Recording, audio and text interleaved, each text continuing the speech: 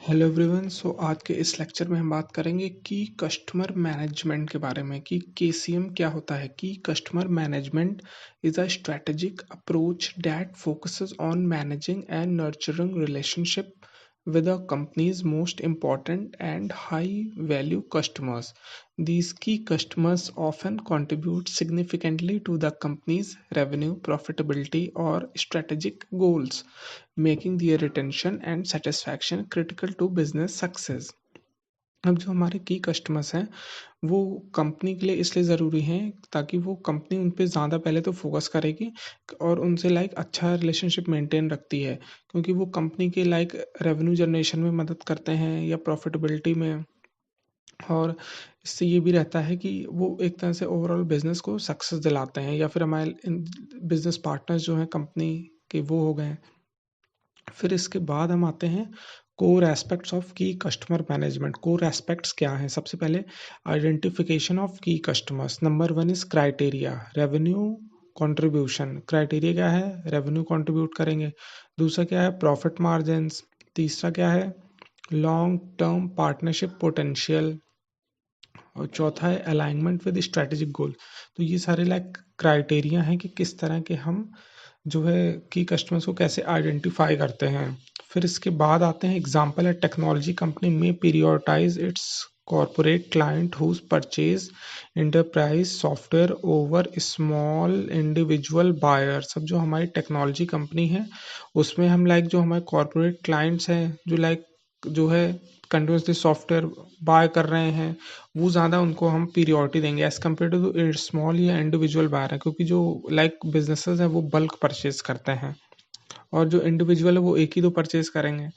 फिर इसके बाद आते हैं पर्सनलाइज एंगेजमेंट। इसमें आते हैं customise strategies tailor to the unique need and preference of keys customer. And next regular communication and exclusive services to build loyalty.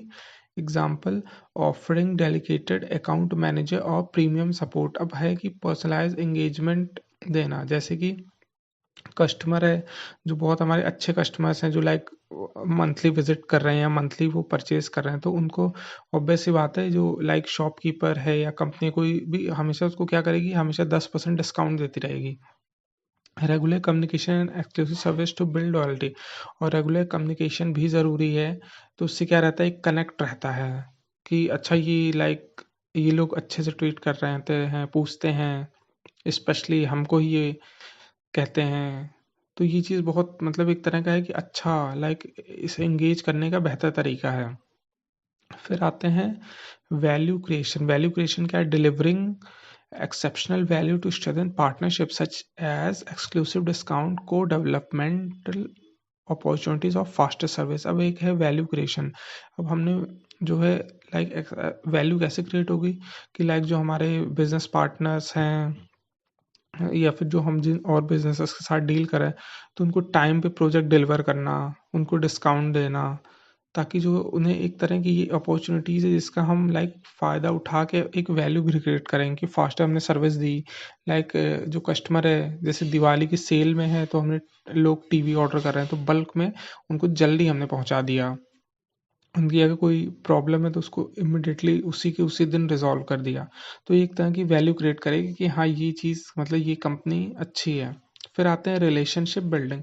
Relationship building में आते हैं focusing on long term trust based relationships rather than transactional interaction. Example organising networking event और client specific workshop. अब है relationship building कैसे कर, long term focus करते हैं, ट्रस्ट बिल्डिंग करते हैं, rather देन कि बस ट्रांजैक्शन से ही नहीं कि बस ट्रांजैक्शन हो रहा है तो अच्छा है। फिर इसका एग्जांपल है ऑर्गेनाइजिंग नेटवर्क इवेंट्स और क्लाइंट स्पेसिफिक वर्कशॉप। या फिर इसमें ऐसे नेटवर्किंग इवेंट्स मोस्टली हम देखते हैं कि मीट इवेंट्स एंड ये सारी चीज़ें कराते हैं ताकि उससे अच्छा नेटवर्क मेंटेन रहे और लोगों से मिले जाने। फिर एक क्लाइंट स्पेसिफिक वर्कशॉप। अब क्लाइंट की स्पेसिफिक जो वर्कशॉप होती है उससे रिलेटेड कि अच्छा ये रिक्वायर्ड है तो उन लोगों को बुलाया, ये चीज़ है ज़रूरी। फिर है इसके बाद है फीडबैक एंड इम्प्रूवमेंट। इसमें आता है actively seeking customers feedback to understand the evolving needs and preferences. फिर आते हैं implementing improvement based on their input to enhance satisfaction. अब फीडबैक इसलिए ज़रूरी क्योंकि जब हम फीडबैक लेंगे तो ही उससे पता लगेगा कि कस्टमर की और क्या नीड है या और क्या चाहता है और क्या उसकी प्रेफरेंसेस है। तो उस हिसाब से फिर हम टाइमली अपने बिजनेस में या जो हमारा प्रोडक्ट है या जो सर्विस है उसमें टाइम टू टाइम फिर इम्प्रूवमेंट होता है। अब जैसे होटल इंडस्ट्री है, होटल इंडस्ट्री ये डे वन से नहीं इतनी एक्टिव हो गई या लाइक सडन। होटल इंडस्ट्री में as compare to product industry, hotel industry में फीडबैक बहुत ज़्यादा ज़रूरी है और इम्प्रूवमेंट।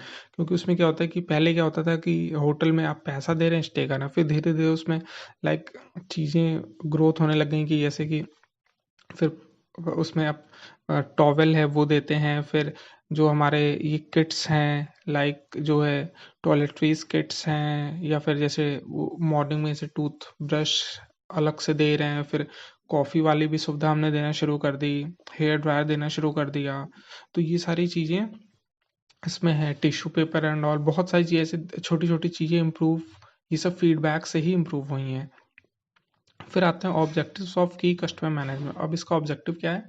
पहला है customer retention, retain high value customer by offering superior service. आपका इसका ये ऑब्जेक्टिव कस्टमर का रिटेंशन कैसे मेंटेन रहेगा, तो उसे अच्छी हाई वैल्यूड सर्विस देंगे। ये होटल्स के केस में आप अच्छा देख सकते हैं कि अच्छे से बर्ताव कर रहे हैं, सारी चीज़ लाइक कंसर्न सुन रहे हैं, या कोई एक्स्ट्रा अगर छोटी सी मदद कर दी तो उससे कस्टमर बहुत खुश होता है एंड वो उसी होटल में फिर जब भी अगर ट्रिप ले रहा है तो वहीं बुक करना वो पसंद करेगा। फिर आते हैं रेवेन्यू ग्रोथ। रेवेन्यू ग्रोथ में है drive additional sales through cross selling, up selling and repeat businesses. अब रेवेन्यू ग्रोथ कैसे होगी कि अगर हम जैसे एडिशनल हमारी सेल हुई या क्रॉस सेलिंग जैसे और किसी प्लेटफॉर्म पे या और कहीं सेलिंग की, या जो हमारे टारगेट से उससे ज़्यादा हमने सेल किया, या फिर लाइक कोई बार बार रिपीट बिजनेस परचेज, तो ये एक तरह का एडिशनल है कि रेवेन्यू ये ग्रोथ करेगा। फिर है स्ट्रेटेजिक पार्टनरशिप। स्ट्रेटेजिक पार्टनरशिप है build alliance that provide mutual benefit such as co branding और इनोवेशन। अब हमारी लाइक है कि हमने किसी से जैसे पार्टनरशिप कर ली या कोई जॉइंट वेंचर है ताकि दोनों को फ़ायदा मिले। तो ताकि इससे क्या है कि ब्रांडिंग भी होगी और इसमें क्या है इनोवेशन है, क्योंकि कभी कभी होता है एक बिजनेस है वो किसी एक चीज़ में अच्छा है, दूसरा बिजनेस है वो दूसरी चीज़ में अच्छा है। अगर दोनों कंबाइनली वर्क करते हैं तो ये बहुत अच्छा है। तो इससे पहले, लेकिन इससे पहले ये है कि एक दो बार वो लाइक कॉन्ट्रैक्चुअल या शॉर्ट टर्म में वर्क करके या एक प्रोडक्ट पे काम करके देखें कि क्या मतलब उसके रिजल्ट्स होते हैं, इसके बाद फिर वो पार्टनरशिप में आ सकते हैं। फिर है कॉम्पिटिटिव एडवांटेज। कॉम्पिटिटिव एडवांटेज क्या है? Differentiating through exceptional service and relationship quality. अब ये है कि कॉम्पिटिटिव एडवांटेज हम कैसे ले सकते हैं कि जैसे हमारी कंपनी है तो हम क्या करेंगे कि औरों से अच्छी सर्विस देंगे, अच्छी क्वालिटी मेंटेन रखेंगे, तो हम लाइक है कि मार्केट में टिके रहेंगे। अदरवाइज फिर ऑब्वियस सी बात है, अगर एक जगह कस्टमर को सर्विस अच्छी नहीं मिली तो दूसरी जगह ही जाएगा। फिर है कस्टमर एडवोकेसी। कस्टमर एडवोकेसी में क्या आता है? Encouraging satisfied key customer to act as a brand ambassador और रेफरेंसेस। अब जैसे मोस्टली होता है कि बहुत से ब्रांड होते हैं कस्टमर्स की लाइक जैसे उनसे पूछ कर कि हाँ आप हमारे ब्रांड को बार बार यूज़ करते हैं, तो उनकी लाइक वो ब्रांड एम्बेसडर या बहुत जो है हाई लेवल नहीं लेकिन स्मॉल लेवल पे ही वो एक्ट करने के लिए कोशिश करते हैं। मोस्टली आपने देखा होगा कि बहुत जगह होते हैं कि जो हमारे बहुत कंपनीज है वो एक्टर्स को एक होता है ब्रांड एम्बेसडर बनते, लेकिन बहुत कंपनीज वहीं और भी हैं जो कॉमन पीपल है उन्हें भी लाइक पूछ कर उनके फोटोज पोस्टर्स लगते हैं, उनके ब्रांड एम्बेसडर लाइक उनको एडवर्टाइजिंग के लिए यूज़ करते हैं। ये चीज़ कॉमन है ताकि वो अब वो सेटिस्फाइड कस्टमर तो उससे और लोग जो लिंक्ड हैं वो भी लाइक कंपनी उनके थ्रू पुल करेगी उन लोगों को भी। फिर है स्ट्रैटेजीज फॉर इफेक्टिव की कस्टमर। अब क्या स्ट्रैटेजीज हैं हमारी इफेक्टिव कस्टमर मैनेजमेंट के? इसका आता है सबसे पहले डेडिकेटेड अकाउंट टीम। इसके लिए एक अकाउंट टीम होती है, जैसे की अकाउंट मैनेजमेंट की जो टीम होती है वो क्या करती है? असाइनिंग अ टीम और individual to handle key account ensure personalise attention and swift issues resolution. अब जो हमारे की अकाउंट मैनेजर्स हैं वो यही डील करते हैं कि लाइक इंडिविजुअल्स को किस तरह से हैंडल करना है, या फिर मतलब जो हमारे जो है पोटेंशियल कस्टमर्स हैं उनको अच्छे से अच्छा अटेंशन दे ताकि उन्हें लगे कि हाँ मतलब हमें ज़्यादा फ़ायदा दे रहे हैं क्योंकि वो कंटिन्यूस बने हुए हैं। फिर है कस्टमर सेगमेंटेशन। कस्टमर सेगमेंटेशन क्या? Analysing customer data to classify client into tier and focus on top tier customers. अब जो है कस्टमर का लाइक सेगमेंटेशन करें कि हमने ऐसे बहुत अच्छे प्रीमियम कस्टमर्स अलग रखे हैं, फिर उससे जो एक है मीडियम कस्टमर्स अलग हैं, फिर एक वैसे हैं नॉर्मल कस्टमर जो लाइक कभी कदार रेयर मिल गया तो ठीक है वरना नहीं। फिर इसके बाद है customer proactively assisting key customers in achieving their goal through product training performance reviews and strategic guidance. अब जो है कस्टमर सक्सेस प्रोग्राम क्या है, इसमें हम लाइक जो हमारे हैं कस्टमर उनको हम लाइक असिस्ट करते हैं कि जैसे हमारे प्रोडक्ट के थ्रू वो क्या गोल अचीव कर सकते हैं। जैसे कि हमारे इसमें बेस्ट एग्जांपल है स्पोर्ट्स इंडस्ट्री का। उसमें क्या होता है कि कंपनी जो हमारे कस्टमर्स हैं उनको अच्छे से अच्छा लाइक अपने नए प्रोडक्ट देंगे, फिर उसको लाइक फ्री में भी उसको देंगे ताकि जो है कभी कभी जो नए प्रोडक्ट को लाइक प्रमोट करना कि उससे क्या उन्हें मतलब चेंजेस मिले या फिर क्या मतलब उन्हें उनका क्या फीडबैक रहा, तो उससे हमें पता लगेगा कि अच्छा ये चीज़ हमारी मार्केट में सही है या ये इन खिलाड़ियों के लिए बहुत सही है। उनको लाइक गाइडेंस भी करते हैं कि लाइक ऐसे शूज़ रनिंग में फास्ट होंगे as compare to normal shoes. इसमें ये चीज़ें आएंगी। फिर है लॉयल्टी प्रोग्राम, इसमें आता है rewarding repeat business with tailor loyalty initiative such as discount gift और पीरियोडिक सर्विसेज। अब इसमें क्या है कि मतलब रिपीट परचेज। अब लॉयल्टी प्रोग्राम उनके लिए कि जैसे जो लाइक बार बार परचेज करते हैं, जैसे कि आपने विशाल मेगा मार्ट में कॉमन देखा होगा कि आप जब कि एक स्पेसिफिक अमाउंट से तो आपको उसमें लॉयल्टी जो है डिस्काउंट्स आपको मिलते हैं, उसमें पॉइंट्स मिलते हैं जो आप नेक्स्ट परचेज करेंगे तो फुल्ली आपका उसमें वो इस्तेमाल हो जाता है। फिर आते हैं data driven insight. Data driven insight में देखते हैं using CRM tool and analytics to monitor customer behaviour preference and satisfaction level. अब इसमें डेटा ड्रिवन इनसाइट क्या, सीआरएम टूल का यूज़ करते हैं एनालिटिक्स के थ्रू कस्टमर के बिहेवियर को हमने मॉनिटर किया, प्रेफरेंस किया एंड उसके लाइक सेटिस्फैक्शन लेवल अचीव करते हैं। फिर अब प्रोएक्टिव कम्युनिकेशन कीपिंग की customer informed about update new product and industry trend.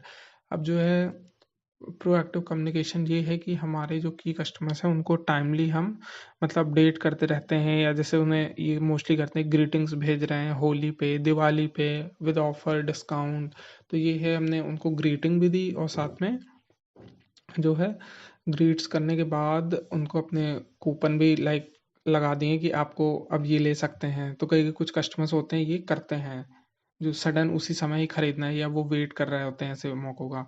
फिर है benefits of key customer management. इसके बेनिफिट क्या है, हाई रेवेन्यू कंट्रीब्यूशन। अब हमारे जो की कस्टमर्स हैं वो हमारे लाइक हाई रेवेन्यू जनरेशन में मदद करते हैं। Retaining and expanding business with key customer result in sustainable growth. अब जैसे अगर वो जो अच्छे कस्टमर्स वो लंबा टिके रहेंगे तो इससे बिजनेस का जो ग्रोथ है वो सस्टेनेबल रहेगा, लाइक अच्छा चलेगा। फिर stronger relationship, trust and loyalty lead to long term partnership and lower churn rates. फिर क्या है, अगर अच्छी रिलेशनशिप रहेगी तो कस्टमर का ट्रस्ट बना रहेगा, लॉयल्टी बनी रहेगी हमारे प्रोडक्ट के या सर्विस के थ्रू। तो मतलब ये होता है कि लोअर मतलब ऐसा नहीं होगा कि कस्टमर आए और तुरंत मतलब कि थोड़े टाइम बाद चले गए हैं, तो कट डाउन रेट कम रहेगा। फिर आते हैं कॉस्ट एफिशिएंसी। कॉस्ट एफिशिएंसी क्या, maintaining existing key customers is more cost effective than acquiring new once.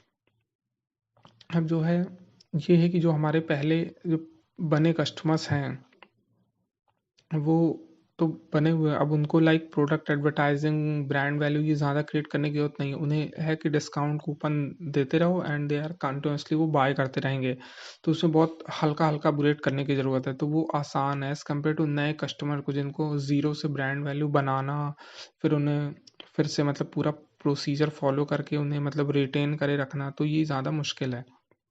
फिर है इम्प्रूव्ड ब्रांड रेपुटेशन। अब ये क्या करता है, हमें ब्रांड रेपुटेशन जो है मतलब बढ़ाता है। इसका ये एक फ़ायदा है कि satisfied key customer often provide referral and positive testimonial. अब जैसे मोस्टली होते हैं और हम देखे होंगे कि बहुत से ब्रांड टेस्टिमोनियल लिखते हैं या मतलब वो फिर या फिर ये भी मतलब कंपनी चलाती हैं स्कीमें कि अगर आप रेफरल करेंगे तो आपको 300-400 कैशबैक मिलेगा, तो वो ये चीज़ें करते हैं ताकि और नए कस्टमर्स ऐड हों, इससे ब्रांड रेपुटेशन इंक्रीज हो और जो है हमारे जो साइज़ है मार्केट का वो बढ़े। फिर मार्केट इनसाइट की customers can offer valuable feedback on industry trend and report on product improvement. अब जो मार्केट इनसाइट क्या है, कस्टमर्स को जो हम वैल्यूएबल जो हमें फीडबैक ऑफर करते हैं, तो वो ज़रूरी है ताकि हम अपने प्रोडक्ट में इम्प्रूव कर सकें, और ये हमें मार्केट इनसाइट से ही पता लगेगा। फिर इसके आते हैं चैलेंजेस पे। क्या इसके चैलेंजेस हैं? Challenges of key customer management. फिर इसके आते हैं, नंबर 1 है resource allocation, balancing resource between की कस्टमर एंड अदर क्लाइंट। अब हमें रिसोर्स को बहुत एफिशिएंटली मतलब कि यूज़ करना है ताकि हमारे की कस्टमर को कितना जा रहा है रिसोर्स यूटिलाइज कर रहे हैं, और अदर क्लाइंट ऐसा ना हो कि इतना ज़्यादा हमने की कस्टमर पे फोकस कर दिया कि नए क्लाइंट आकर भी मतलब जो आना चाहते हैं वो भी चाहे। Customer dependency: over-reliance on a few key customers can pose risk if they leave or reduce business। अब जो हमारे कस्टमर्स हैं, ताकि जो है वो अगर अगर एक ही कस्टमर है और कभी अगर वो छोड़ के चला गया तो हमारे वो बिजनेस सडन रिड्यूस कर देगा, कट डाउन कर देगा। तो हमें ओवर डिपेंडेंस नहीं होना है। मतलब ये तो टारगेट रहे जो है पोटेंशियल कस्टमर, वो तो उन्हें रिटेन रखो, लेकिन नए भी टाइमली एक्वायर करना ज़रूरी है।